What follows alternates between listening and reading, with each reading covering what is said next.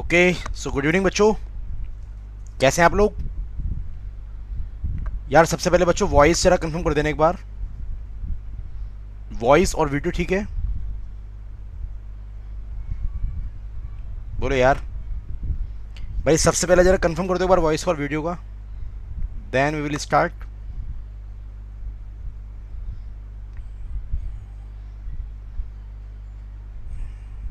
जल्दी बोलो यार।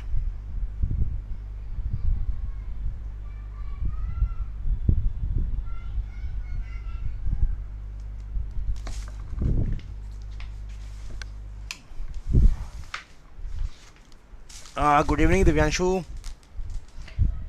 ओके दिव्यांशु बेटा ठीक है वॉइस वगैरह। ओके चलो ठीक है यार, चलो दिव्यांशु ने कंफर्म कर दिया है। ओके तो हम लोग स्टार्ट करते हैं। ठीक है यार चलो। बाकी बच्चों एक इन्फॉर्मेशन और है, ठीक है ना। चलो बाकी देखो, आप लोग जानते होंगे यदि आपको अंडर 247 से कोई भी कोर्स परचेज करना है तो this is the right time between 15 to 21 June. Y?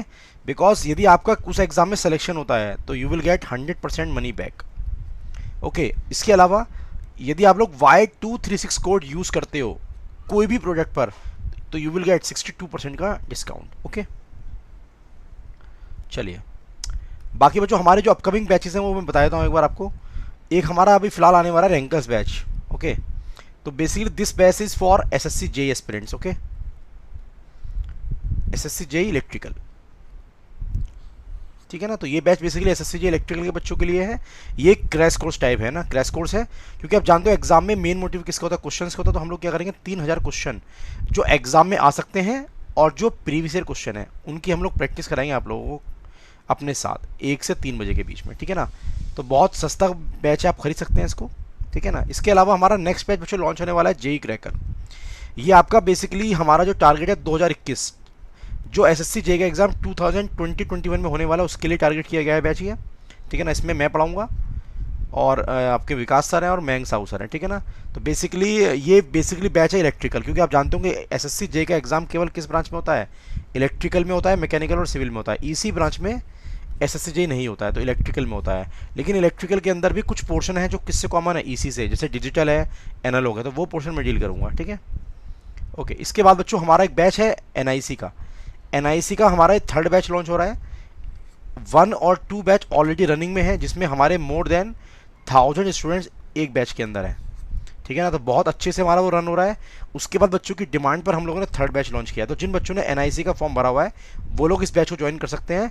और यदि वो लोग Y236 कोड यूज़ करेंगे तो ये बैच हार्डली 1200 रुपये का है केवल, है ना, ओनली 1200 रुपीज़ ओनली, ठीक है ना।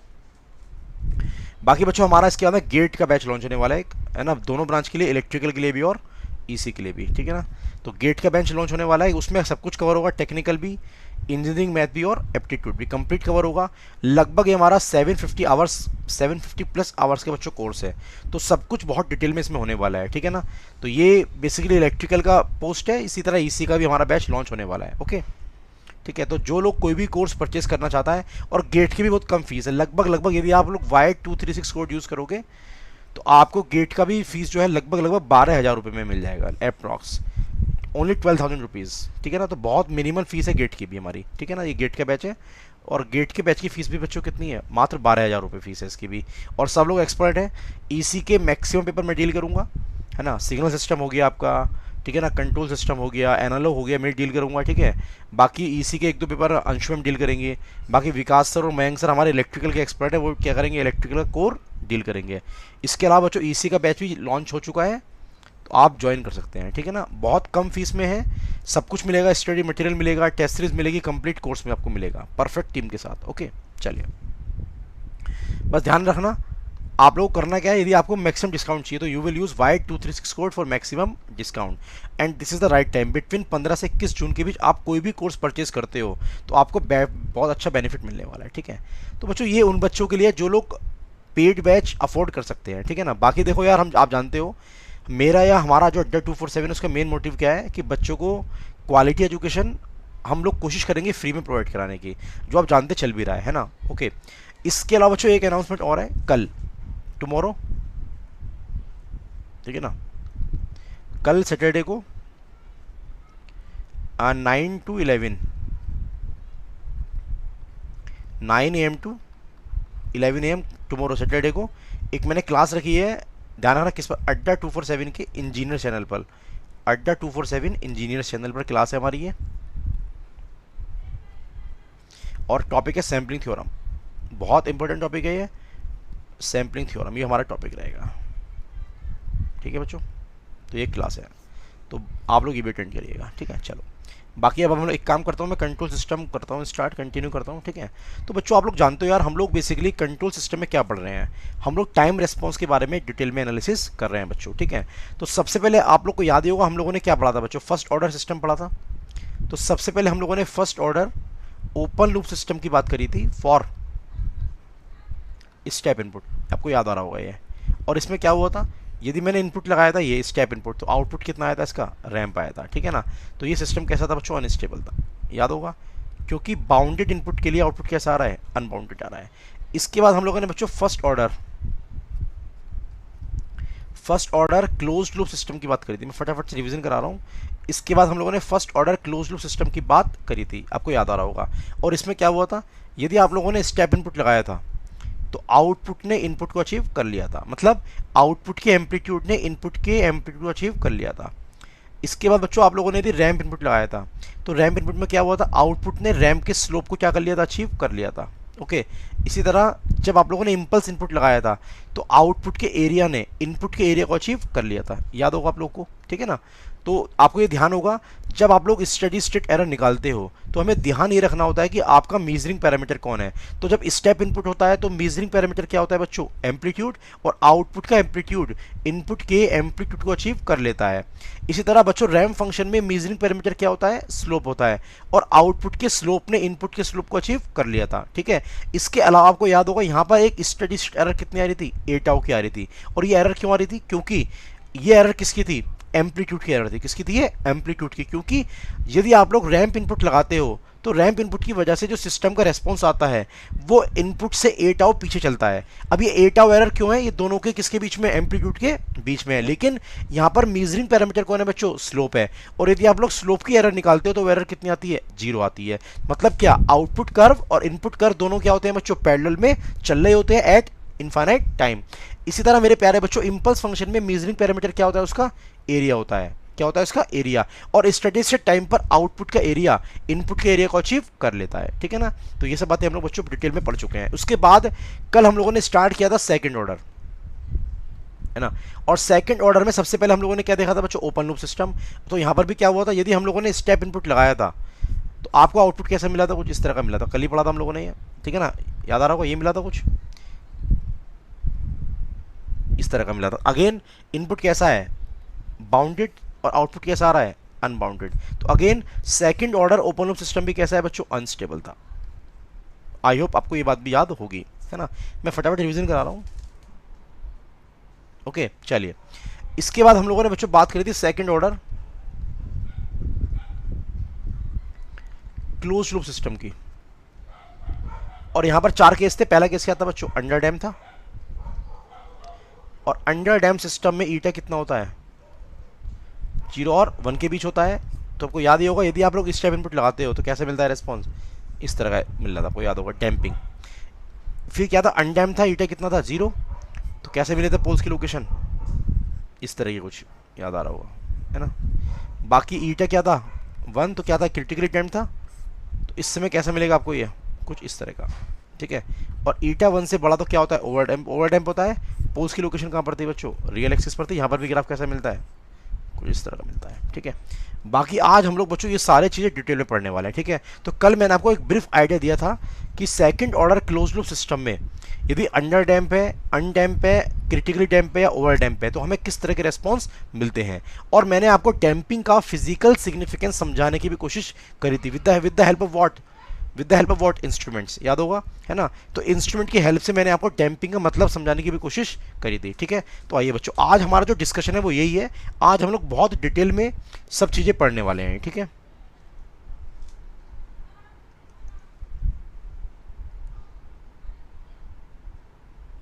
ठीक है, चलिए।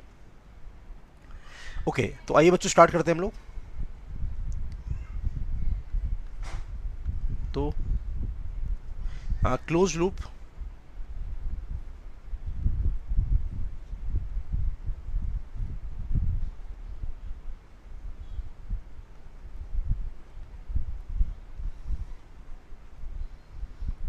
लूप सेकंड ऑर्डर सिस्टम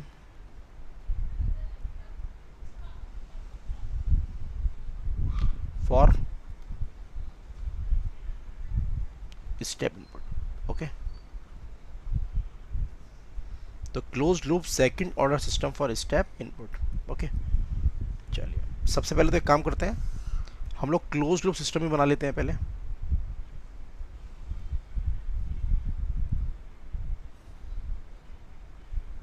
ठीक है,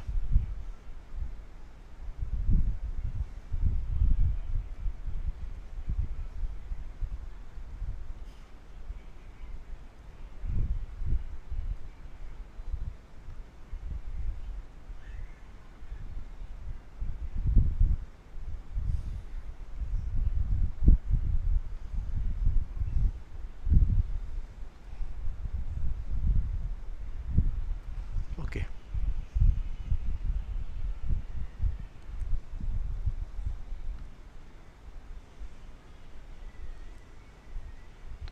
प्लस माइनस नेगेटिव फीडबैक जानते ही हैं,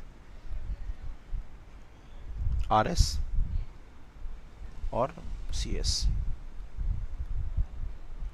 ओमेगा एन स्क्वायर अपॉन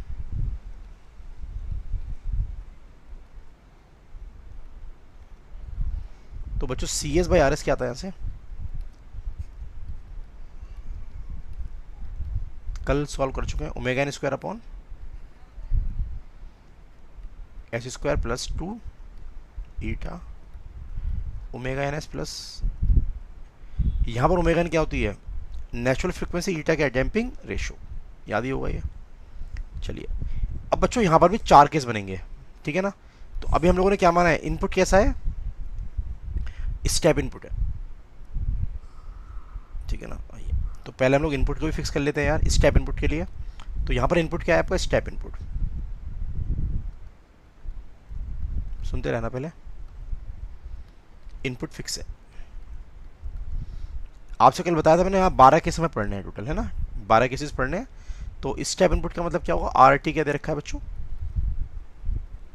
ए यू टी, ठीक है। तो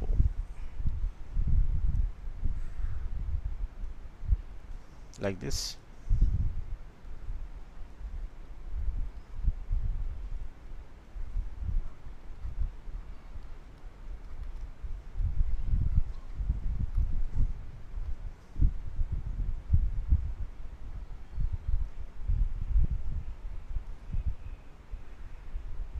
ओके। बाकी इसके लाप्लास कितना है, ए बाई एस, ठीक है।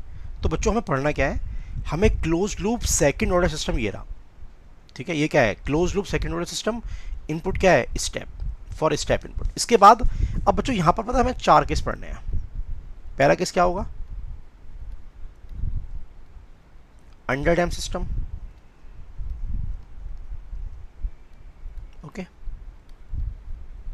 तो अंडर डैम सिस्टम के लिए ईटा कितना होता है, 0 और 1 के बीच, ओके।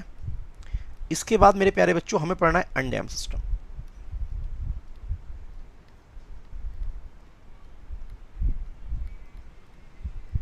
और अनडैम सिस्टम में ईटा कितना होता है, 0।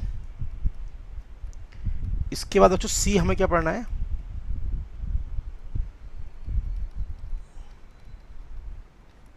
क्रिटिकल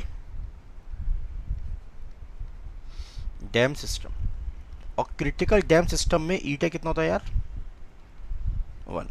और हमें डी हमें क्या पढ़ना है बच्चों, ओवर डैम। तो आप समझ सकते हैं कि हमारा अच्छा खासा डिस्कशन यहाँ होने वाला है। तो आज तो ख़त्म नहीं होगा, आज तो हम लोग अंडर डैम खत्म कर लें, बहुत बड़ी बात है, क्योंकि अंडर डैम बहुत बड़ा है ना। अंडर डैम में बहुत सारे डेरिवेशन है, ठीक है ना। तो मुझे लगता है कि हमारा कल जा करके तो अंडर डैम खत्म हो पाएगा, ठीक है ना। लेकिन कोई दिक्कत नहीं, जल्दबाजी कुछ नहीं, हमें आराम से पढ़ना है, तसल्ली से पढ़ना है, ठीक है ना। तो हमें बेसिकली 4 केस पढ़ना है, ठीक है। तो ये पहला केस क्या है, close loop second order system for step input. इसमें कितने केस हैं, 4 केस हैं। इसके बाद हम लोग क्या पढ़ेंगे, second order close loop second order system for ramp input, क्या पढ़ोगे, रैंप इनपुट, उसमें भी क्या होंगे, 4 केस होंगे। उसके बाद close loop second order system for impulse input, उसमें भी क्या होंगे, 4 केस होंगे। तो हमें टोटल बच्चों 12 केस यहाँ पढ़ने हैं, और गेट में इसके बाहर कुछ आ ही नहीं सकता, ठीक है ना। तो इतना पढ़ने के बाद आपका कोई भी क्वेश्चन, चाहे गेट का हो चाहे ईएससी का हो, वो टाइम रेस्पॉन्स का होगा, तो आप पे 100% क्या होगा बच्चों, सॉल्व होगा, ठीक है। आइए, तो first will start, first case.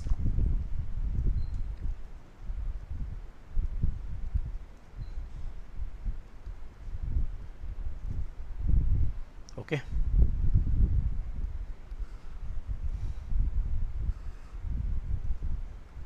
तो केस 1, ठीक है ना।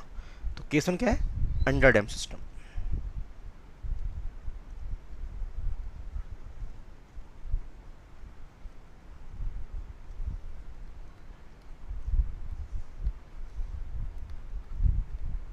ठीक है,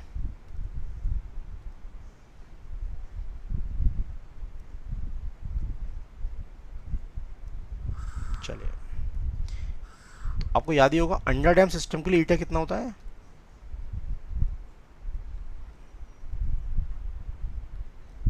0-1 के बीच, ठीक है ना। चलिए, इसके बाद बच्चों इसका ट्रांसफर फंक्शन कितना था, CS/RS omega N square upon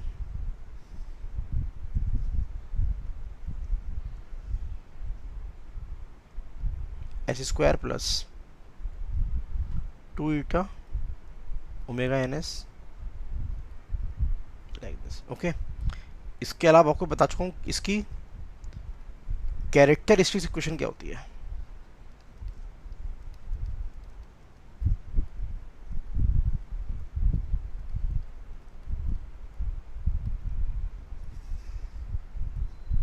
कल पढ़ाया था, 1 plus GS/HS is equal to 0।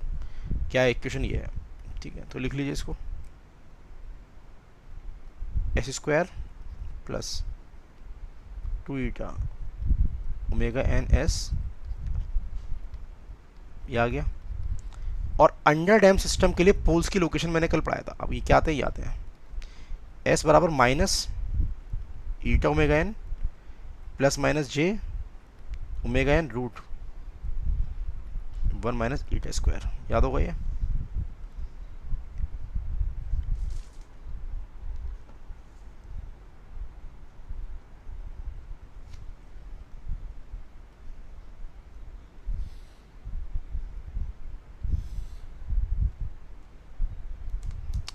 Dhananjay बेटा कोई दिक्कत नहीं, आप अपनी पढ़ाई पे ध्यान दो, इस तरह के लोग आते रहते हैं, ठीक है ना।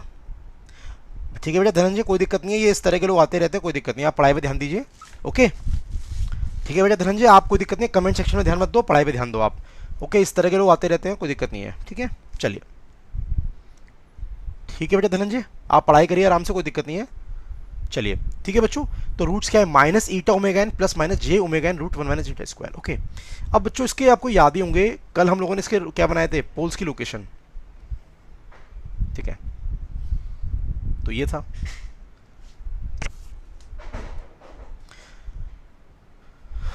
ओके सी, तो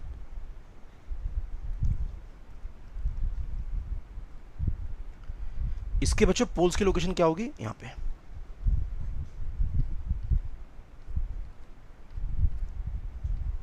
ठीक है। तो याद ही होगा ये, बेसिकली ये क्या है,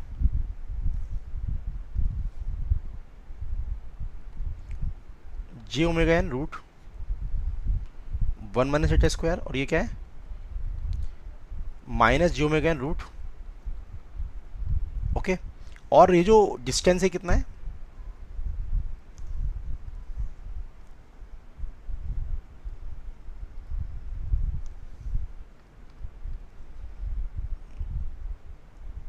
ये डिस्टेंस,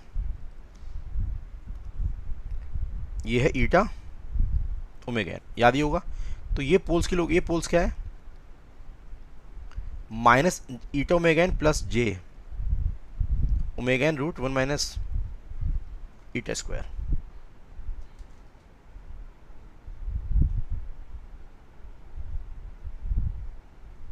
ठीक है। चलिए, तो बाकी मुझे बताओ बच्चों, इसका टाइम कांस्टेंट कितना होगा यार? Yes, what is the time constant? कल पढ़ाया था आप लोग। तो टाइम कांस्टेंट क्या होगा? टाउ। और टाउ क्या होता है? -1 अपॉन रियल पार्ट की लोकेशन। तो -1 अपॉन रियल पार्ट, और रियल पार्ट कितना है? Minus eta omega N. तो -1 क्या हो गया? प्लस, तो 1 अपॉन ईटा ओमेगा एन। कोई दिक्कत नहीं है। तो कल हम देख भी चुके हैं इतना। तो ये पोल्स की लोकेशन कहाँ पर होगी? इमेजनरी कहाँ पर होंगे? कॉम्प्लेक्स पोल होंगे, ठीक है ना। तो माइनस ईटा ओमेगा एन क्या है इसका बच्चों? रियल पार्ट है। और omega N root one minus eta square क्या है इसका? कॉम्प्लेक्स पार्ट है। तो पोल की लोकेशन कहाँ पर है? क्या होगी? इमेजनरी एक्सिस से क्या है? लेफ्ट साइड में है। और क्या है ये? कॉम्प्लेक्स कॉन्जुगेट, ठीक है। तो आप जानते ही हो यदि पोल की लोकेशन क्या होती है? इमेजनरी एक्सिस से लेफ्ट साइड में होते हैं तो सिस्टम कैसा होता है? स्टेबल होता है, आप जानते ही हैं, ठीक है। Okay, very good Divyanshu, very good.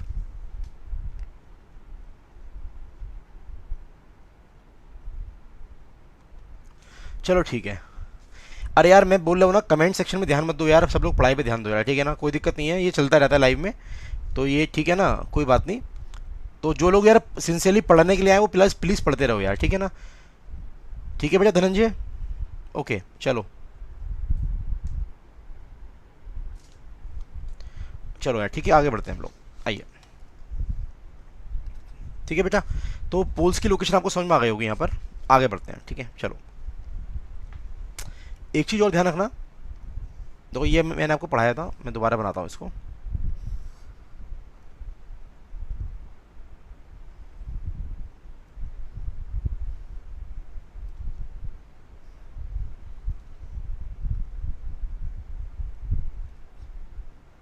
ठीक है,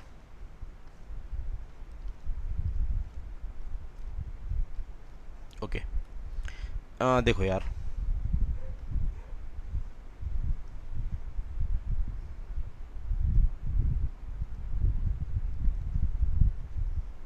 तो ये गैप कितना है?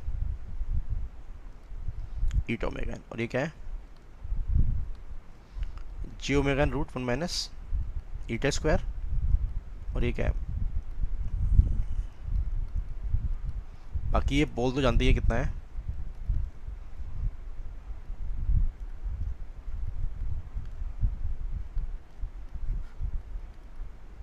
ठीक है,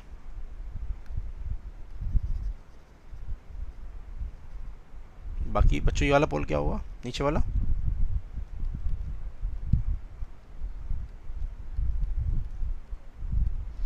देखो, आपको याद होगा हम लोगों ने एक चीज़ पढ़ी थी, यदि पोल्स कॉम्प्लेक्स होते हैं, क्या होते हैं? कॉम्प्लेक्स। तो रियल पार्ट क्या देता है मुझे? टाइम कांस्टेंट, वो आ चुका है। इसके अलावा बच्चों इमेजनरी पार्ट मुझे क्या देता है? फ्रीक्वेंसी ऑफ ऑक्सीलेशन, याद है? Frequency of oscillation. तो यहाँ पर बच्चों जो फ्रीक्वेंसी ऑफ ऑक्सीलेशन वो क्या कह रहे थे? ओमेगा डी, याद होगा, डैम्प्ड फ्रीक्वेंसी। तो ओमेगा डी कितना है? Omega N root 1 minus eta square, याद है ना, पढ़ाया था। ये डैम्प्ड फ्रीक्वेंसी कहलाती है ओमेगा डी, ठीक है। चलिए, ओके। तो ओमेगा डी कितना है? Omega N root 1 minus eta square बताया था। यदि पोल्स क्या होते हैं बच्चों? कॉम्प्लेक्स होते हैं, ए प्लस माइनस जे बी। तो रियल पार्ट मुझे क्या देता है बच्चों? Time constant. और हमें बच्चों इमेजनरी पार्ट क्या देता है? Frequency of oscillation. तो ये क्या है बच्चों? हमारी फ्रीक्वेंसी ऑफ ऑक्सीलेशन, याद ही होगा। ये सब बातें हमें पता होनी चाहिए, ठीक है। इसके अलावा एक पॉइंट हम लोगों ने कल और देखा था, याद होगा आपको लोगों को, याद आना चाहिए, ये याद है? ये कल पढ़ाया था आपको मैंने, ये ठीक है। ये कितना था? एंगल थीटा, याद होगा। तो ये गैप कितना था? माना ये ओ है, ये ए है, और ये बी है। तो ये गैप ये कितना था? डिस्टेंस ओमेगा एन, याद है ना। ये ओ ए कितना था बच्चों? ओमेगा एन था, ठीक है। और ये कितना है? ईटा ओमेगा एन है। इससे हम लोगों ने क्या निकाला था? कॉस थीटा, साइन थीटा वगैरह वगैरह, याद होगा। तो ये गैप कितना है?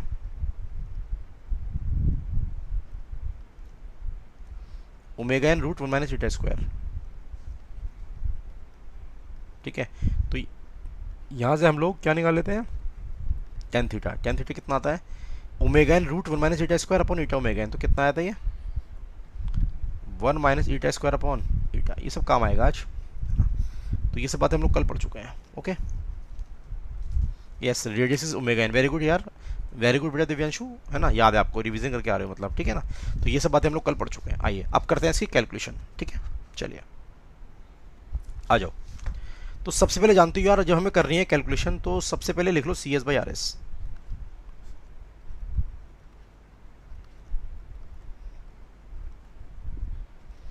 Omega N square upon S square 2 eta omega N S. ये जानते ही हैं। सबसे पहले क्या करोगे, इसके कर लो, पहले फैक्टर्स कर लो यार। ये एक काम करो, फैक्टर बाद में कर लेंगे, इसमें आर एस से पहले मल्टीप्लाई कर देता हूँ यार मैं, ठीक है ना। आर एस कितना था, ए बाई एस, तो सी एस क्या आ गया, ए। ओके, मैं डायरेक्ट लिख रहा हूँ यार। तो जब मैं आर एस से मल्टीप्लाई करूँगा तो आर एस कितना होगा, बोलो, आर एस कितना होगा, ए बाई एस। तो ये जो ए बाई एस लिखा है वो किसका है, आर एस। आर एस कितना है, ए बाई एस यहाँ पर, बिकॉज इनपुट क्या था, स्टेप इनपुट था, ये आ गया। ओके, इसके बाद में बच्चों इसके कर लो, क्या कर लोगे, फैक्टर कर लो इसके, तो क्या आएंगे, s plus eta omega n minus j omega N root 1 minus eta square. कोई दिक्कत वाली बात नहीं है इसमें, तो आराम से कर लेंगे आप इसको। इनटू दूसरा पोल क्या होगा यार, S plus eta omega N plus J omega N root like this. Okay, चलिए इसके बाद बच्चों क्या करेंगे यार, इसके अपन करेंगे पार्सल फ्रैक्शन। तो क्या मानते हैं, a naught by s plus a one divide by s plus eta omega n minus j. Okay, ये आ गया, plus a two divide bye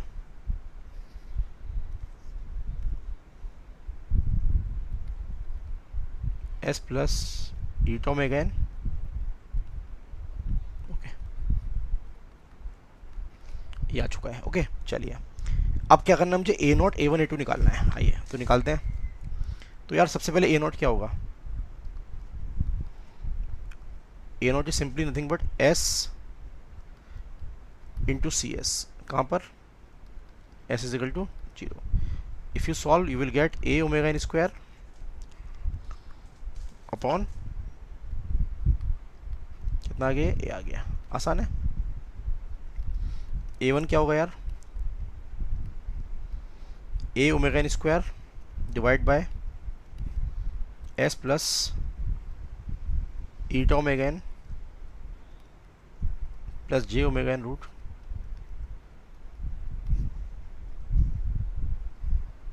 like this. और यहाँ पर क्या पुट करोगे, एस की जगह,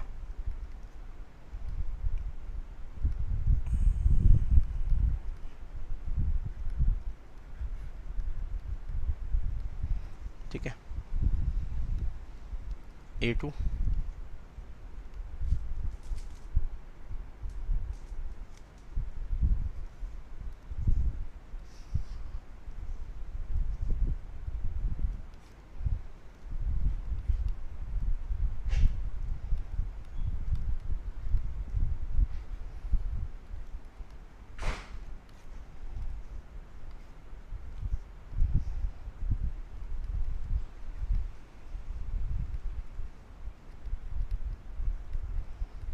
ठीक है। अब देखो यार, अब देख पा रहे होंगे यहाँ पर अच्छी खासी क्या बनेगी, कॉम्प्लेक्स इक्वेशन बनने वाली है, ठीक है। तो यदि आप लोग ए नॉट ए वन और ए टू की वैल्यू निकालोगे और ये वैल्यू निकालने के बाद यहाँ क्या करोगे बच्चों, पुट करोगे, तो अच्छी खासी क्या होगी, कॉम्प्लेक्स इक्वेशन होगी। अब मैं डायरेक्ट लिखता हूँ उसका सॉल्यूशन क्या आने वाला है, ठीक है ना। तो आप लोग निकाल सकते हैं उसको, ठीक है। तो बच्चों आफ्टर सॉल्व, यदि आप इसको सॉल्व करते हैं तो सॉल्व करने के बाद आपको जो सी टी मिलेगा वो इस तरह का मिल जाएगा कुछ यार, ए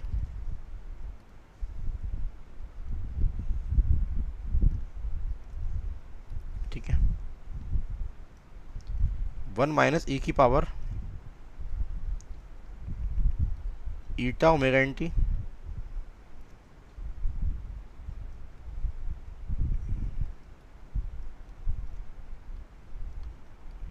sign omega N root 1 minus eta square t plus five. Okay, बाकी यहाँ पर एक दो बातें आप जानते ही हो। यहाँ जो फाइव है,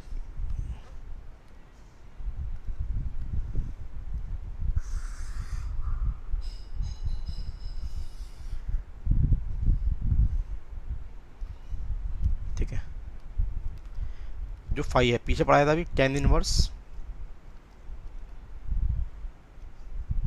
root 1 minus eta square upon ईटा, ये फाइव है।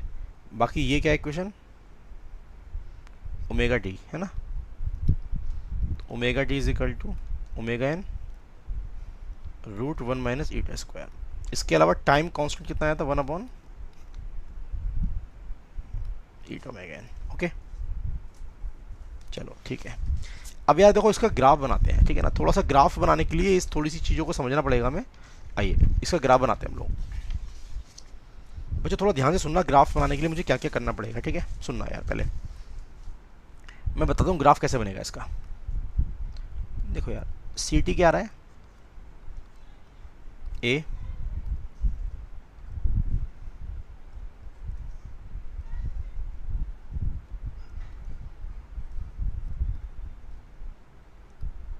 ओमेगा एन टी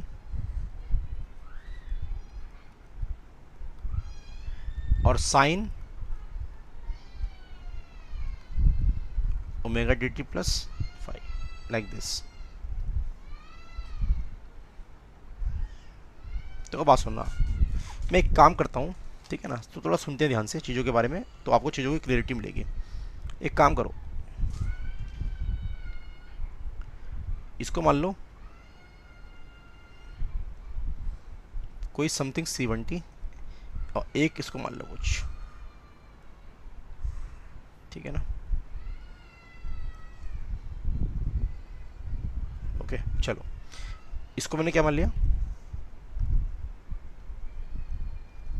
C1T, किसे, e की power minus eta omega T. Okay देखो साथ में बच्चों यहाँ पर यूटी तो रहता ही है यार, है ना। यूटी, यूटी का मतलब क्या होता है, ग्राफ क्या बनेगा, जीरो के आगे। तो ध्यान रखना यार ये, ठीक है ना। यूटी का मतलब क्या, ग्राफ क्या बनेगा, जीरो के आगे, ये समझना, ये होता ही है, ठीक है। चलो अब बच्चों C1T का यदि ग्राफ बनाने के लिए आओगे तो सिंपल सी बात है, C1T का ग्राफ कैसा बनेगा, ये क्या एक्सपोनेंशियली डिक्रीजिंग ग्राफ बनेगा इसका। तो कुछ बना लो,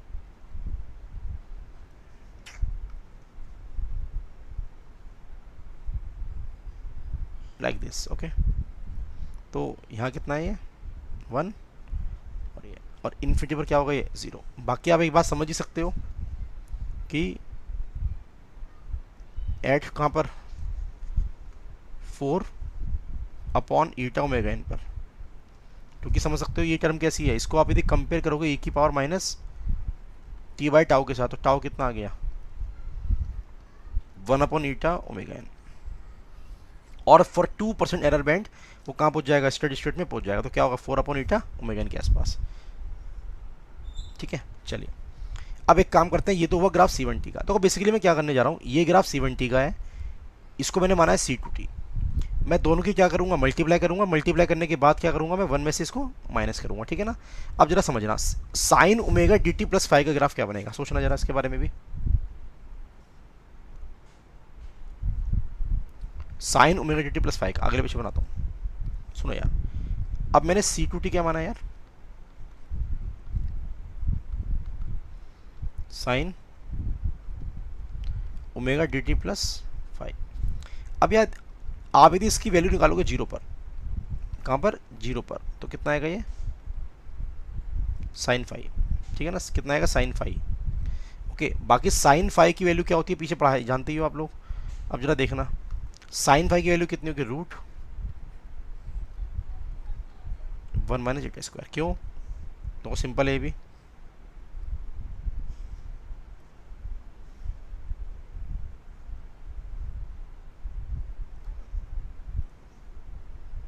यदि ये फाई है तो ये क्या है, रूट 1 माइनस ईटा स्क्वायर, ये ईटा, ठीक है ना, ये कितना होगा 1, ओके, तभी तो मिलेगा आपको ये। तो साइन फाई कितना आ गया देखो जरा, ठीक है ना, परपेंडिकुलर अपॉन हाइपोटेन्यूज, तो कितना आ गया रूट 1 माइनस ईटा स्क्वायर, क्योंकि याद होगा टेन फाई कितना था, 1 माइनस ईटा स्क्वायर अपॉन ईटा, याद आ रहा है ना। तो यदि टेन फाई कितना है, root 1 minus eta square upon ईटा, तो ये कितना होगा 1 होगा, साइन फाई कितना आ गया रूट 1 माइनस ईटा स्क्वायर। अब इसका ग्राफ क्या बनेगा यार,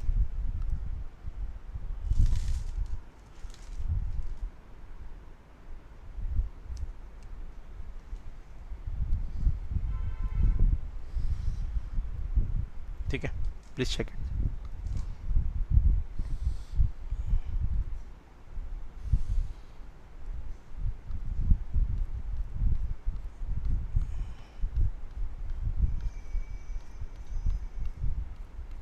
तो ये बच्चों ग्राफ हम लोग किसका बना रहे हैं, C2T का, और C2T क्या है, sine omega D T plus phi, और जीरो पर इसकी वैल्यू कितनी है, साइन फाई है, मतलब जीरो पर ग्राफ जो मिलेगा वो कुछ कहाँ मिलेगा, यहाँ मिलेगा आपको, ठीक है।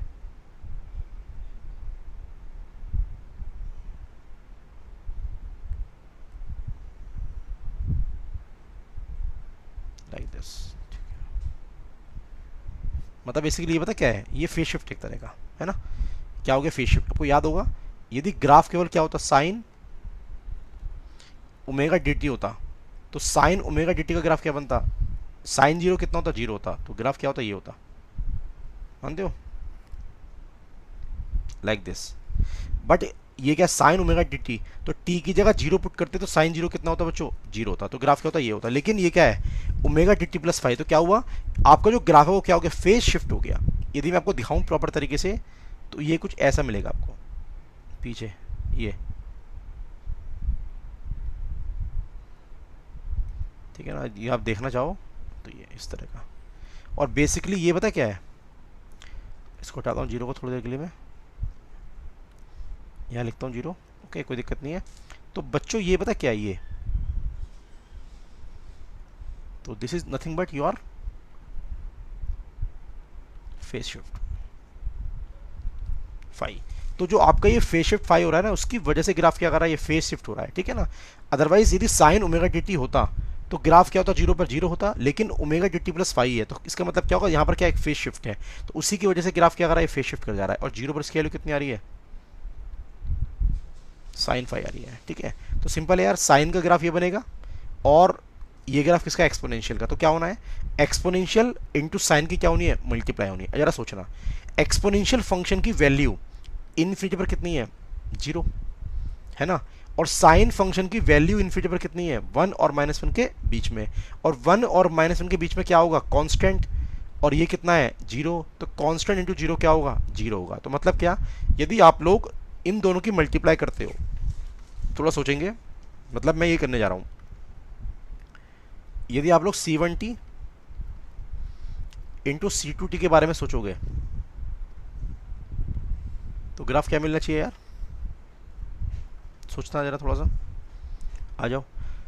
C1T की वैल्यू जीरो पर कितनी है, 1, और इसकी कितनी है, साइन फाई, तो 1 इंटू साइन फाई क्या होगा, साइन फाई।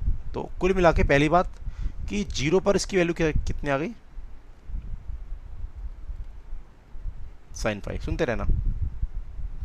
इसके अलावा इन्फिनिटी पर इसकी वैल्यू कितनी है, 1 और -1 के बीच में, और ये कितना है, जीरो, तो जीरो इंटू कॉन्स्टेंट क्या होगा, जीरो ही होगा, ठीक है। तो आप जरा सोचना ग्राफ क्या बनेगा इसका, मैं थोड़ा समझाता हूँ। देखो कुछ इस तरह का ग्राफ आपको मिलेगा,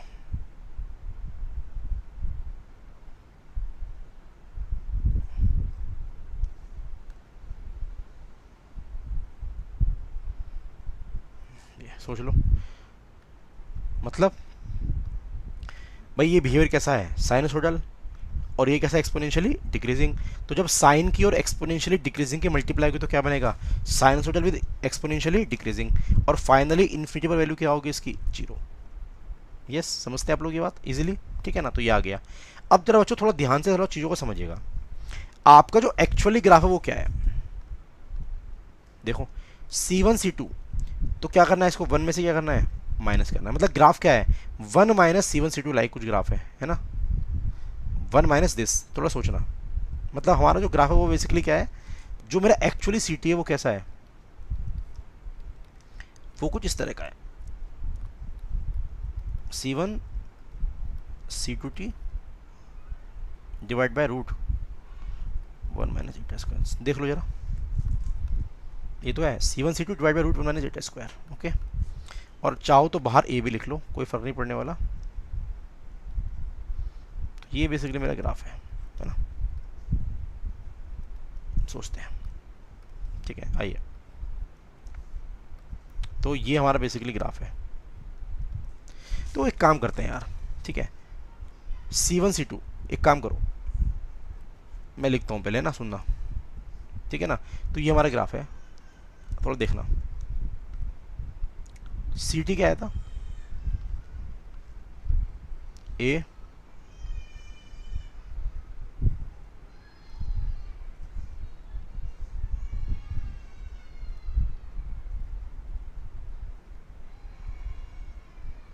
e की पावर माइनस ईटा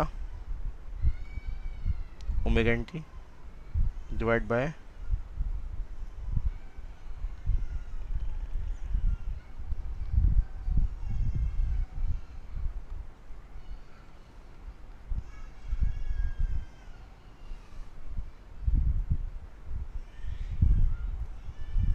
ठीक है, ये आ गया।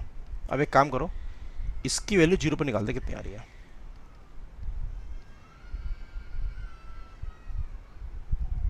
e की पावर 0 कितना हो गया, 1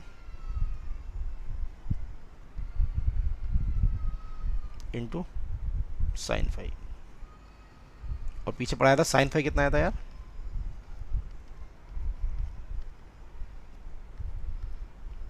साइन 5 कितना था, रूट 1 माइनस ईटा स्क्वायर।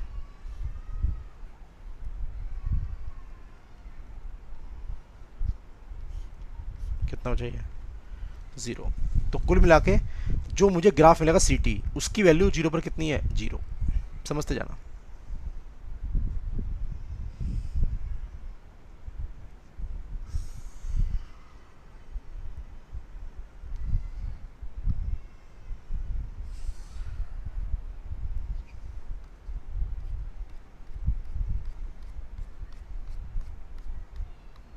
ठीक है,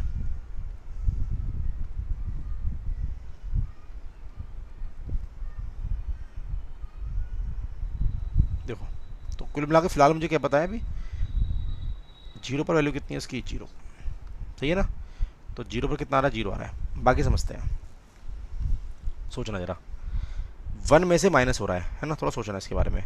मतलब a तो बाद में मल्टीप्लाई कर लेंगे, 1 में से माइनस हो रहा है, 1 में से ये माइनस हो रहा है, 0 पर कितना आ गया, 0 आ गया। अब जरा सोचना यार, ये पूरा का पूरा जो ग्राफ है, ये ग्राफ, अब जरा सोचते हैं, मैं बात कर रहा हूँ CT की, यदि मैं इन्फिनिटी की बात करूँ तो इनफाइनाइट पर क्या होगा, a इंटू 1 माइनस, सोचना, यदि मैं इन्फिनिटी की बात करता हूँ तो इन्फिनिटी पर इसकी वैल्यू कितनी है, 0।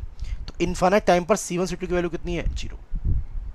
ये आ रहा है, कितना आ गया, a आ गया। मतलब इनफाइनाइट टाइम पर CT की वैल्यू कितनी आएगी, a के बराबर आएगी, क्योंकि C1 C2 कितना है, 0। तो यदि ये होगा 0 तो कितना आ रहा है, a आ रहा है। तो हमें एक पॉइंट और पता चल गया कि एट इनफाइनाइट कितनी वैल्यू होगी इसकी, a। मतलब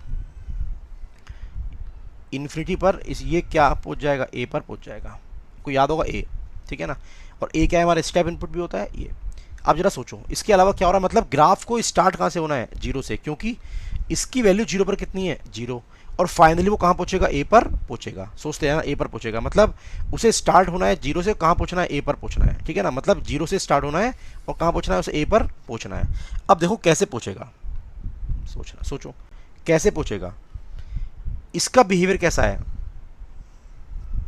साइनसोइडल, कैसा है, साइनसोइडल, और साथ में क्या कर रहा है, ऑक्सीलेट कर रहा है। कैसे ऑक्सीलेशन है, डैम्प्ड, सॉरी कैसे ऑक्सीलेशन, डैम्प्ड ऑक्सीलेशन है ये। तो मतलब क्या, जो C1 C2 है, C1 C2 का बिहेवियर कैसा है, कैसा बिहेवियर है इसका, डैम्प्ड ऑक्सीलेशन, कैसा है, डैम्प्ड ऑक्सीलेशन, तो बिहेवियर कैसा इसका, ऑक्सीलेटरी बिहेवियर है इसका, ठीक है। तो जरा सोचना, बताना जरा सोच के, यदि मैं इसका ग्राफ बनाता हूँ तो क्या इसका ग्राफ कुछ ऐसा नहीं बनेगा, सोचना यार।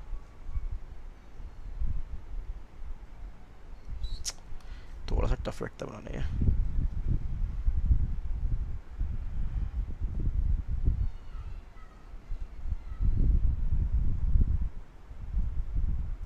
मज़ा नहीं आया।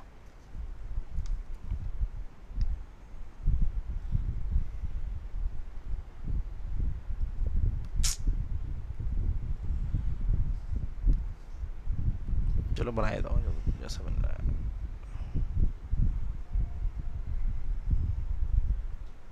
मान लो नहीं बनेगा, मतलब क्या, कैसा बिहेवियर है, ऑक्सीलेटरी, स्टार्ट फ्रॉम जीरो, कहाँ जाएगा यहाँ पे, ठीक है।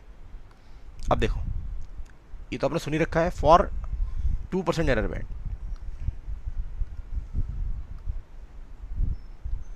फॉर 2% एरर बैंड क्या होता है, सेटलिंग टाइम होता है ये, ठीक है ना। इसे क्या मान लोगे आप, सेटलिंग टाइम, TS, और ये क्या होता है 4/, बोलो यार इतना क्लियर है। बताओ यार जरा दिव्यांशु, बाकी लोग सब लोग बताओ जरा, ये ग्राफ समझ में आ रहा है क्या, ग्राफ कैसे बन रहा है,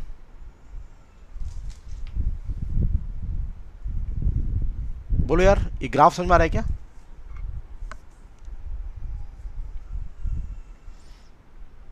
ओके बताओ यार, ग्राफ समझ में आ रहा है कैसे बन रहा है। मतलब मैंने कोशिश करी ग्राफ को समझाने की। पहले मैंने क्या किया, पहले मैंने ग्राफ बनाया e की power minus eta omega T का, फिर बनाया इसका, दोनों की मल्टीप्लाई करी, तो एक्चुअली ग्राफ ये बनेगा। ग्राफ क्लियर है, ग्राफ कैसे बन रहा है। देखो ग्राफ को याद नहीं करना, हमें ये पता है जीरो पर कितना है जीरो, और इनफाइनाइट पर कितना है ये ए है, ये मुझे पता है। इसके बीच में इसका बिहेवियर कैसा होगा ये मुझे कौन बताएगा, C1 C2, क्योंकि C1 C2 कैसा है, एक इस तरह का बिहेवियर है, ठीक है ना, जो क्या है, डैम्प्ड ऑक्सीलेशन दे रहा है मेरे को, तो ये क्या है, ऑक्सीलेशन है। और जब मैं 1 में से माइनस करूँ तब भी क्या आएगा मेरे पास, ऑक्सीलेशन आएगा, ठीक है। तो कैसा आ रहा है, इस तरह का ग्राफ मुझे मिल रहा है। सोच लो जरा पहले एक बार यार,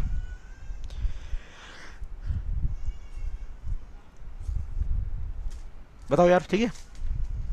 चलो बाकी काम करते हैं, कुछ बातें और करते हैं इसके अंदर।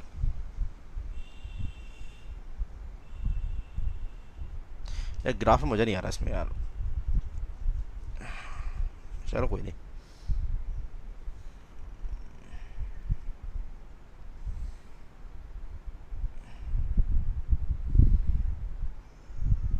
ठीक है,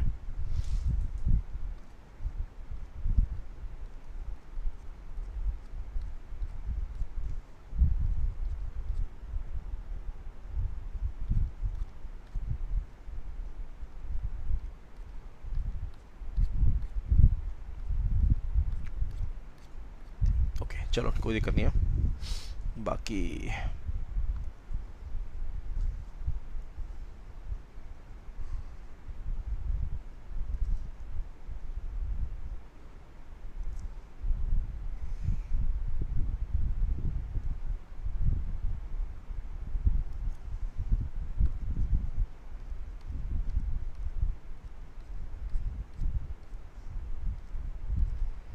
ठीक है, ये है 0.9 है, मतलब इसका मतलब क्या है, फाइनली कितना ए, कितना 0.9 है, ठीक है। इसको मैंने बोल दिया कुछ T1, ठीक है। चलो आगे बढ़ते हैं भाई, ग्राफ सबको समझ में आ रहा है ना, ठीक है। चलो इसके बाद आगे बढ़ते हैं। ओके देखो बच्चों, इसके बाद यहाँ पर कुछ आती हैं डेफिनेशंस, ठीक है ना। डेफिनेशन सुनो, क्या है पहली डेफिनेशन, यार पहले बताओ सब कुछ समझ में आ रहा है, मैं दोबारा बताता हूँ एक बार। तो बेसिकली बच्चों आसान है, ये हमारा क्या रहा है, इक्वेशन आ रही है। इसके बाद मैंने कोशिश करी आपको समझाने की ग्राफ कैसे बनेगा। तो मैंने क्या किया, इसको डिवाइड कर लिया दो पार्ट में, एक तो e की power minus eta omega T exponentially decreasing, और sign omega D T plus five, वो कैसा होगा, इस तरह का बिहेवियर होगा। और जब दोनों की मल्टीप्लाई करोगे तो क्या आएगा ग्राफ, इस तरह का ग्राफ आने वाला है। इसके बाद मैंने क्या किया, जो सी टी है उसकी वैल्यू निकाली 0 पर और इन्फाइनाइट पर। तो 0 पर कितना आ रहा है, ये 0 आ रहा है, इन्फिनिटी पर कितना आ रहा है, ए आ रहा है। तो क्या मतलब है, 0 पर 0, इन्फिनिटी पर ए। अब हमें पता ये लगाना था कि 0 पर 0 है, इन्फिनिटी पर ए है, तो 0 और इन्फिनिटी के बीच इसका बिहेवियर कैसा होगा। और इसका आंसर मुझे कौन दे देगा, C1 C2, क्योंकि C1 C2 का बिहेवियर कैसा है, साइनसोइडल इन नेचर, और कैसा है ये, डैम्प्ड ऑक्सीलेशन। तो जब मैं 1 में से इसको माइनस करूंगा तो वो भी कैसा मिलेगा मुझे, ऑक्सीलेशन मेरे को मिलेंगे। तो क्या कर रहा है ये ऑक्सीलेट होता हुआ कहाँ जा रहा है, यहाँ पहुंच रहा है। ठीक है ना, आसान है ये चीज़ें। ठीक है, आओ बच्चों देखो यार, इसके बाद में इसमें कुछ डेफिनेशन आती है, क्योंकि थोड़ा बड़ा टॉपिक है ना, तो हम लोग सारी बातें समझते हैं क्लियरिटी के साथ। तो बच्चों सबसे पहला पॉइंट यहाँ पर आता है राइज टाइम।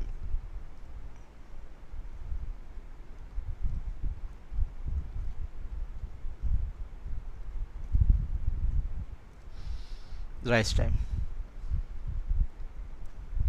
तो राइज टाइम क्या होता है, सॉरी, तो आपको ये तो याद ही है, हमारा यहां पर भी इनपुट क्या था, स्टेप इनपुट था, याद है, याद करो ये क्या है, ये है second order close loop system,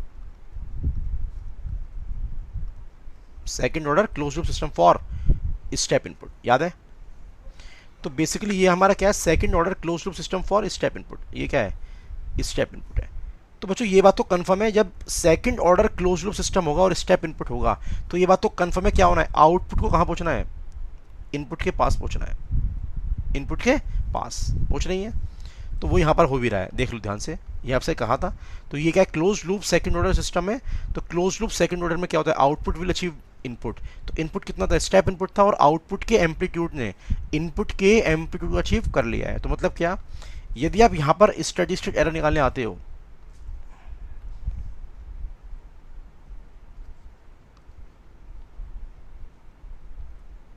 तो दैट विल बी 0, याद करते रहना, पीछे पढ़ाया था। मतलब आउटपुट के एम्पलीट्यूड ने इनपुट के एम्पलीट्यूड को अचीव कर लिया है। तो स्टेडी स्टेट एरर कितनी यहाँ पर 0 है।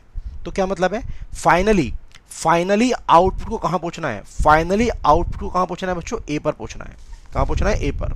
अब जरा देखो 0.9 ए क्या है, ए का 90%, भाई 0.9 ए क्या है, ए का 90%, और 0.1 ए क्या है, ए का 10%। बात समझते हैं, ए का 10%। तो मेरे प्यारे बच्चों होता क्या है, एक अंडर डैम सिस्टम के लिए, किसके लिए, अंडर डैम, ये सिस्टम कौन सा है, अंडर डैम सिस्टम है।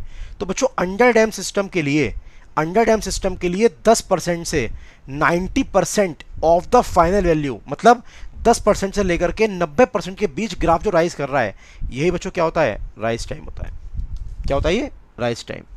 ओके, बात समझो ध्यान से, एक अंडर डैम सिस्टम के लिए जब आपका आउटपुट फाइनल वैल्यू कितनी है, इसकी ए है, और ए का 10% क्या होगा, 0.1 ए, और 90% क्या होगा, 0.9 ए। तो एक अंडर डैम सिस्टम के लिए जब सिस्टम 10% से लेकर के 90% of the final value rise कर जाता है, तो वही मेरा बच्चों क्या होता है, राइज टाइम डिफाइन होता है। तो बेसिकली राइज टाइम क्या है, कि जितना टाइम इस फंक्शन को 0.1 ए से 0.9 ए पहुंचने में लगा होगा, वो टाइम बच्चों क्या है, राइज टाइम है for a underdamped system. मैं लिखवाता हूँ इस पॉइंट को। तो what is the definition of rise time, please write this. तो मेरे प्यारे बच्चों, rise time is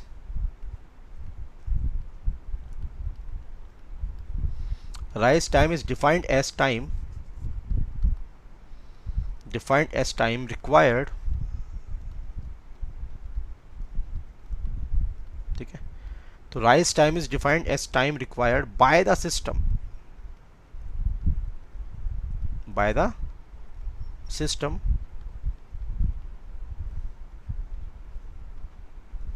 to reach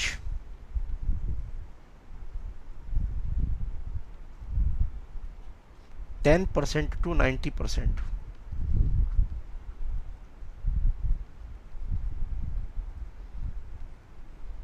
of the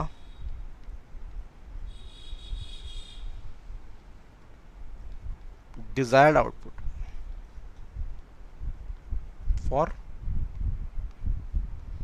under dam system. इतना तो समझ आपको आ ही रहा होगा, ठीक है। तो अंडर डैम सिस्टम के लिए 10% से 90% ऑफ द डिजायर्ड आउटपुट, और डिजायर्ड क्या होता है आपका, ए। समझ चुके हैं बात हम लोग, ठीक है। आगे सुनिएगा, ये डेफिनेशन पूरी नहीं है, तो ये किसके लिए हुई, अंडर डैम सिस्टम के लिए। आगे लिखता हूं मैं, and 0% to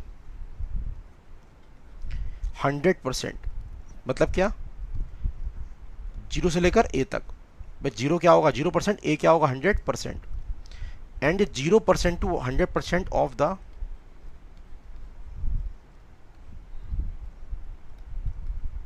desired output for overdam system, for overdam। बात समझ में आ रही होगी। तो ओवरडैम सिस्टम के लिए डेफिनेशन क्या है, अलग है, और अंडर डैम के लिए क्या है, अलग है। तो अंडर डैम के लिए क्या हो रहा है 10% से 90%, और ओवर डैम के लिए क्या है 0 से 100%, ठीक है। एक बात, इसके अलावा नेक्स्ट पॉइंट सुनिएगा, राइज टाइम इज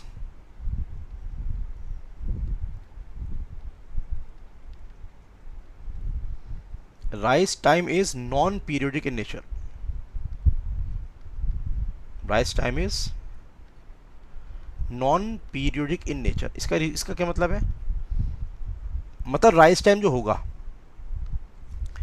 वो डिफाइन केवल कब होगा, फर्स्ट साइकिल में। बात देख रहे हो भाई, ये ग्राफ क्या कर रहा है, लगातार रिपीट कर रहा है, देख रहे हो ये कैसा है, मतलब इसकी एक साइकिल तो ये पूरी हो गई, फिर ये दूसरी साइकिल, ये क्या है तीसरी साइकिल, तो ये ग्राफ क्या कर रहा है, लगातार रिपीट कर रहा है। लेकिन राइज टाइम क्या होता है 10% से 90%। तो राइज टाइम हमेशा केवल क्या डिफाइन होगा, फर्स्ट साइकिल में। किसमें, फर्स्ट साइकिल में। तो बच्चों राइज टाइम कैसा है, नॉन पीरियोडिक इन नेचर, क्योंकि राइज टाइम विल डिफाइन केवल कहां पर, आउटपुट की फर्स्ट साइकिल में। भाई ये क्या है, स्टार्ट फ्रॉम जीरो, ये इसकी क्या है फर्स्ट साइकिल। तो केवल फर्स्ट साइकिल में क्या डिफाइन होगा बच्चों, राइज टाइम डिफाइन होगा, और राइज टाइम क्या है 10% से लेकर के 90%, ठीक है। ये क्या है बच्चों, राइज टाइम है, ठीक है। तो मतलब क्योंकि ग्राफिक लगातार क्या कर रहा है भाई, ये पीक है, फिर दोबारा पीक कहां पर आ रहा है, यहाँ पर आ रहा है, फिर पीक कहां पर आ रहा है, यहाँ पर आ रहा है, फिर पीक कहां पर आ रहा है, यहाँ पर आ रहा है। तो क्या है, लगातार पीक क्या हो रहा है बच्चों, रिपीट हो रहा है। तो ये ग्राफ कैसा है, एक तरीके से पीरियोडिक इन नेचर है। कैसा ये, पीरियोडिक। बट बाकी बात अलग ये होगी, इसका जो टाइम पीरियड है वो क्या होगा, आप सोच सकते हो वाली बात भी। इसकी फ्रीक्वेंसी कितनी थी, ओमेगा टी, तो टाइम पीरियड क्या होता है, याद करो 2 पाई अपॉन ओमेगा, और ओमेगा कितना है पर, ओमेगा टी। तो बेसिकली इसका टाइम पीरियड क्या होगा, 2 पाई अपॉन ओमेगा टी होगा, ठीक है ना। तो ये ग्राफ कैसा है बच्चों, पीरियोडिक है, ठीक है। लेकिन ध्यान रखना राइज टाइम केवल कब आता है, फर्स्ट साइकिल में आता है, 10% से लेकर 90%, ओके सिंपल। चलो ये मैं बाद में बनाऊंगा यार, ना हटा दे रहा हूँ फिलहाल इसको, ठीक है, ध्यान रखिएगा, ओनली इन फर्स्ट साइकिल। चलिए चलिए इसके बाद आगे बात करते हैं, एंड इट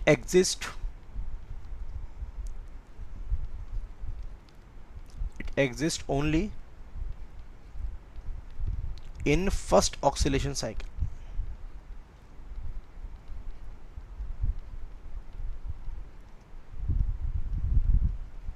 ठीक है। नेक्स्ट पॉइंट, जरा बताना राइज टाइम किसकी प्रॉपर्टी है, ट्रांजिएंट रीजन की या स्टेडी स्टेट रीजन की, देख के बताओ। राइज टाइम कहाँ मेजर कर रहे हो, ट्रांजिएंट रीजन में या स्टेडी स्टेट में, याद है कुछ, राइज टाइम कहाँ कर रहे हो मेजर, ट्रांजिएंट में या स्टेडी स्टेट में, याद है, देखो ये क्या है, ये क्या होता है, ट्रांजिएंट। और जब वो क्या कर लेगा, स्टेडी स्टेट को अचीव कर लेगा। बल्कि थोड़ा और बड़ा बनाता हूं मैं, समथिंग यहां तक। तो ये रीजन कौन सा है, ट्रांजिएंट, और इसके आगे क्या होगा, ये स्टेडी स्टेट। ये तो समझते हो आप लोग, है कि नहीं।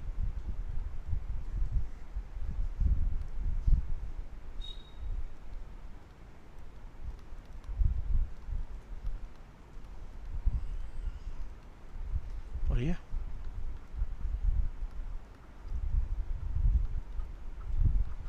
स्टेडी स्टेट रीजन, ठीक है। तो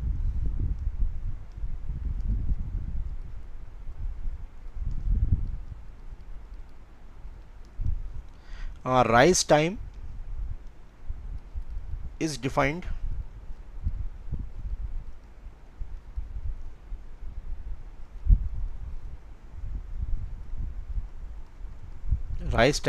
transient region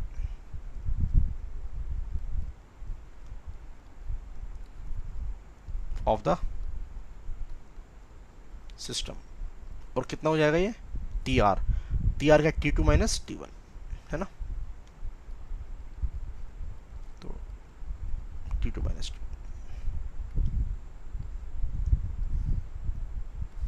चलिए इतना क्लियर है यार। अब इसकी हम लोग करते हैं कैलकुलेशन। तो नाउ कैलकुलेशन ऑफ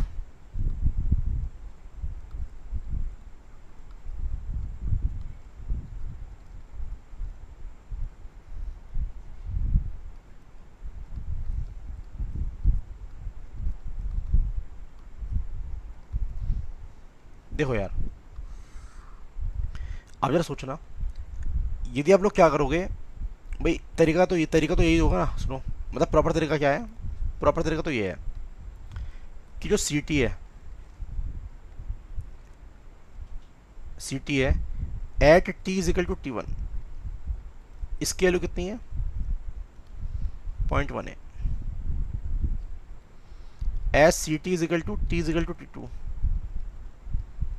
कितना है 0.9 है, और ये कितना ए 1 माइनस ई की power minus eta omega N T1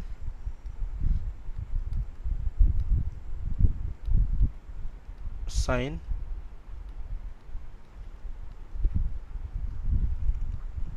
okay. Similarly ये क्या होगा T2।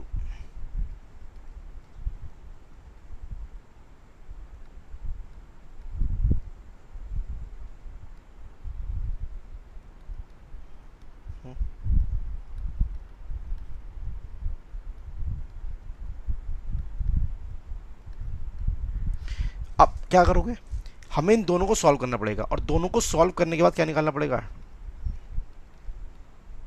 T2 minus T1। तो ये क्या है बच्चों, प्रॉपर कैलकुलेशन है, प्रॉपर कैलकुलेशन, ठीक है। और देख पा रहे हो क्वाइट क्या है, कॉम्प्लेक्स है ना, इतना आसान नहीं है, इसको सॉल्व करोगे तो इतना आसान नहीं है। तो इसलिए बच्चों क्या होता है, हम लोग जनरली यहाँ पर एग्जैक्ट कैलकुलेशन ना करके, ठीक है ना, ये क्या है बेसिकली प्रॉपर लिख दूंगा, क्या लिख दो इसको एग्जैक्ट कैलकुलेशन, ठीक है। तो ये बेसिकली हमारी एग्जैक्ट कैलकुलेशन है। तो यदि आप इन दोनों इक्वेशन को सॉल्व करते हो तो you will get the right time, ठीक है। बट आप देख पा रहे हो क्वाइट क्या है, कॉम्प्लेक्स है, इसलिए हम लोग यहाँ पर क्या करते हैं जो अप्रोक्सीमेट करते हैं कैलकुलेशन, ठीक है। तो now write down the heading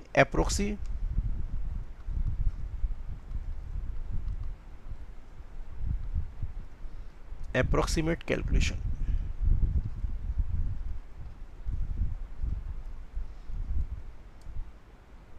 from 0% to,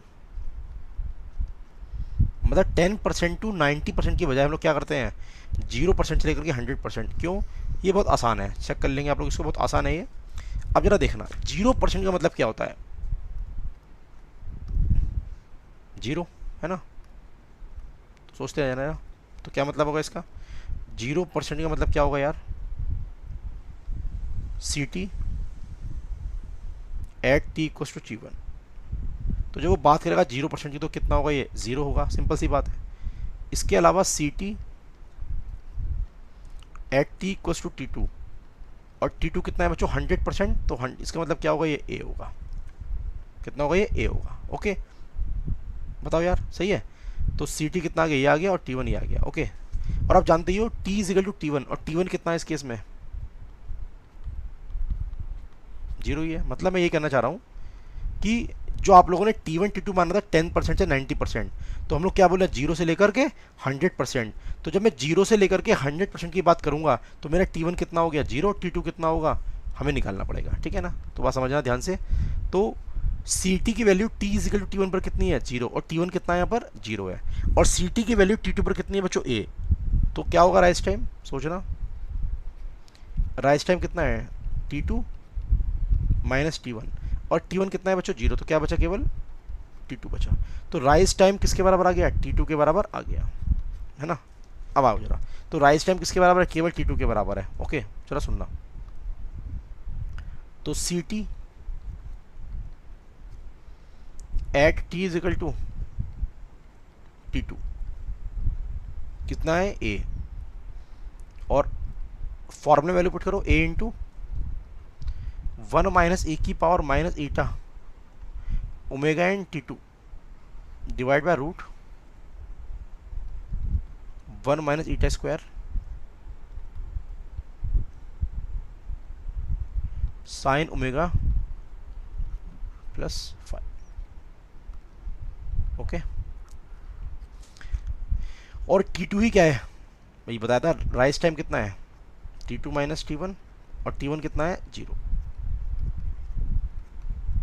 ठीक है, तो T2 ही क्या है राइज टाइम के बराबर है ना। तो राइज टाइम किसके बराबर है, T2 के बराबर है। तो क्या करना है, अब मुझे इस इक्वेशन को सॉल्व करके क्या निकालना, वैल्यू ऑफ T2 निकालना है ना। आइए देखो जरा, ए है, ए से क्या हो जाएगा कैंसिल, तो जरा सोचना 1 is equal to 1 minus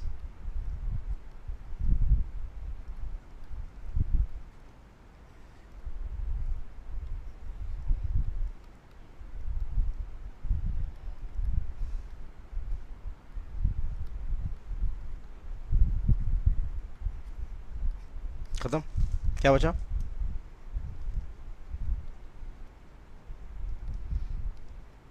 T2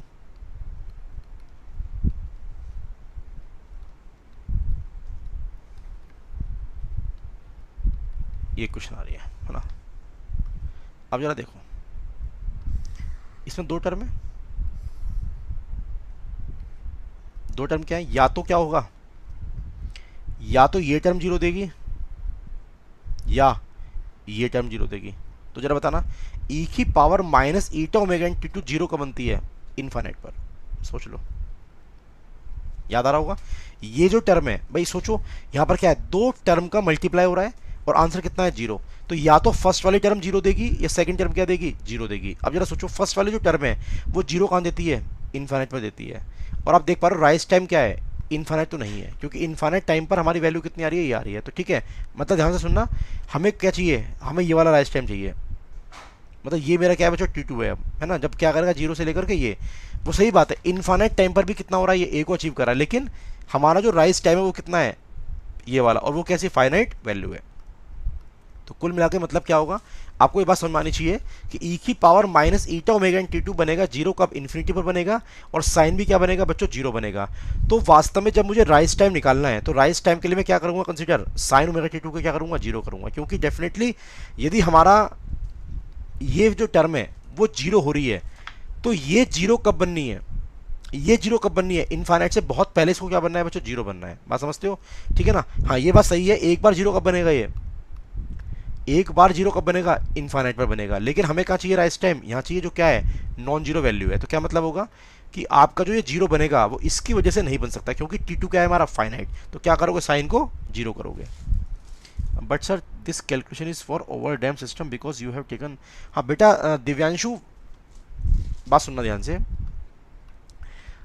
तो क्या होगा, यदि हम लोग बात करेंगे 0% से लेकर के 100% की, तो ये ओवर डैम सिस्टम में होगी एग्जैक्ट कैलकुलेशन। क्या होगी ये 0% से लेकर के 100% क्या होगी, exact calculation for over dam system.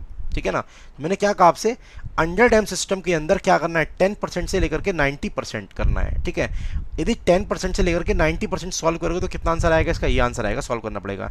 This is quite complex. ठीक है, अब देखो होता क्या है, हम लोगों ने क्या किया, 10% से 90% की बजाय हम लोगों ने क्या किया, 0 से क्या कर लिया 100% काउंट कर लिया। तो वो होता क्या है, जो राइज टाइम होता है ना ये बहुत कम होता है। ठीक है ना, ये इसकी वैल्यू क्या होती है, लगभग माइक्रो सेकंड में होती है, मिली सेकंड में होती है। ठीक है ना, माइक्रो सेकंड में इसकी वैल्यू होती है।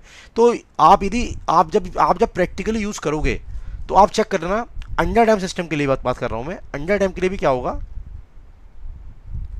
ओहो, तो क्या होगा अंडर डैम सिस्टम की यदि आप बात करोगे तो अंडर डैम सिस्टम के लिए जो प्रैक्टिकल वैल्यू आती है, आप चाहे 0% से लेकर के 100% कैलकुलेट करो या चाहे 10% से लेकर के 90% क्या करो कैलकुलेट करो, इन वैल्यू में बहुत ज़्यादा डिफरेंस नहीं होता है। ठीक है ना, तो बेसिकली यहाँ पर मैं क्या कर रहा हूँ, अप्रोक्सीमेट कैलकुलेशन कर रहा हूँ, किसके लिए, अंडर डैम के लिए। ध्यान से सुनना, राइज टाइम क्या था, ओवर डैम सिस्टम के लिए तो 0 से 100% है ही। तो मतलब जब मैं 0 से लेकर के 100% चेक करता तो वो ओवर डैम सिस्टम का क्या होता, एग्जैक्ट क्या होती, कैलकुलेशन होती। लेकिन मैंने क्या लिखा है, जब मैं करूंगा एग्जैक्ट कैलकुलेशन तो ये क्या है, क्वाइट कॉम्प्लेक्स, इसलिए मैं क्या कर रहा हूं, अप्रोक्सीमेट क्या कर रहा हूँ, कैलकुलेशन, और अप्रोक्सीमेशन में क्या मान रहा हूँ, 0 से लेकर के 100%, और ऐसा मैं क्यों कर रहा हूँ, फॉर सिंप्लीफिकेशन माई कैलकुलेशन, ठीक है ना। तो यहाँ पर ये मत कंफ्यूज हो कि सर 0% से लेकर के 100% कहाँ पर होता है, ओवरडैम सिस्टम में होता है ना। ये ओवरडैम की बात नहीं कर रहा मैं, अंडरडैम की बात ही कर रहा हूँ। लेकिन 0 से लेकर के 100% में क्यों मान रहा हूँ, क्योंकि मुझे अपनी कैलकुलेशन क्या करनी है, सिंप्लीफाई करनी है। और तो for simplification of the calculation में क्या मान रहा हूँ, इसको अप्रोक्सीमेट एनालिसिस कर रहा हूँ, ठीक है। ये तो ये बात समझ में आ रही होगी। तो यहाँ पर दो टर्म क्या है, दो टर्म का मल्टीप्लाई क्या आ रहा है, 0 आ रहा है। तो डेफिनेट सी बात है, ये वाली जो टर्म है वो इन्फिनिटी पर क्या बनती है बच्चों, 0 बनती है। लेकिन हमारा T2 कैसा है, नॉन जीरो। तो क्या करोगे, sign omega D2 plus phi को क्या कर दोगे, 0 कर दोगे। तो कुल मिला के हमें इक्वेशन क्या मिल गई, sine omega D2 plus phi, this will be 0। अब जानते ही हो यार, ये 0 कब होता है, साइन फंक्शन एन पाई पर, एन पाई पर। तो क्या आ गया ये, omega D2 plus phi is equal to what, n pi. ये तो जानते ही हो। Rise time is defined only for first cycle, only for first cycle, ठीक है। तो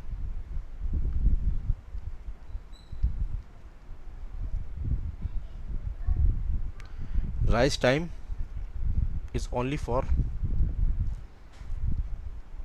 first cycle. So now you can put n is equal to 1. तो omega D22 plus phi is equal to pi. तो T2 कितना आ गया यहाँ से, pi minus phi upon omega d, okay. बाकी यहाँ पर pi minus phi, omega d कितना होता है, omega N root 1 minus eta square. तो by this is my rise time. तो राइज टाइम क्या आ गया यार,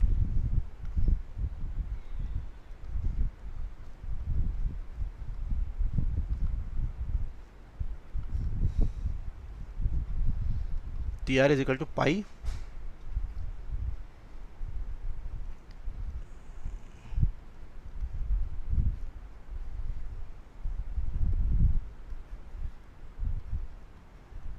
ओके। बाकी फाई कितना है यहाँ पे लिखवाया था पीछे,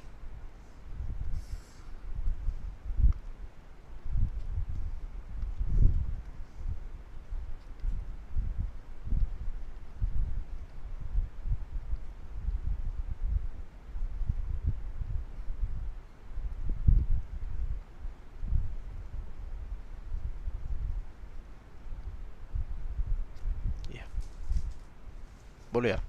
तो ये क्या आ गया, राइज टाइम आ चुका है, ठीक है। बाकी बच्चों यार हम लोग बाकी करेंगे कल कैलकुलेशन, क्योंकि बड़ी लंबी लंबी कैलकुलेशन है इसकी।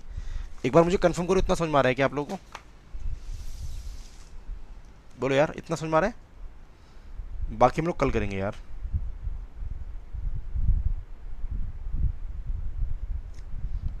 ठीक है यार। बाकी देखो इसके अलावा जो मैंने अनाउंसमेंट किया था वो ध्यान रखना। कल जो क्लास है वो किसकी है, सैम्पलिंग थ्योरम की कल क्लास है ना। तो टुमारो सैटरडे एट 9 AM कहाँ पर है, अड्डा 247 का जो चैनल है, कौन सा, इंजीनियर्स चैनल, यहाँ क्लास है, ठीक है ना, 9 बजे। टॉपिक क्या है, सैम्पलिंग थ्योरम। बहुत इंपॉर्टेंट टॉपिक है, ध्यान से आइएगा, जरूर आइएगा, ओके। चलो ठीक है यार, फिर हम लोग ख़त्म करते हैं सेशन। कोई डाउट है तो पूछ लो यार।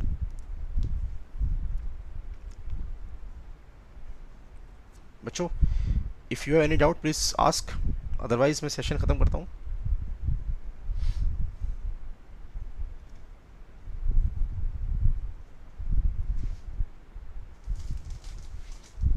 ठीक है,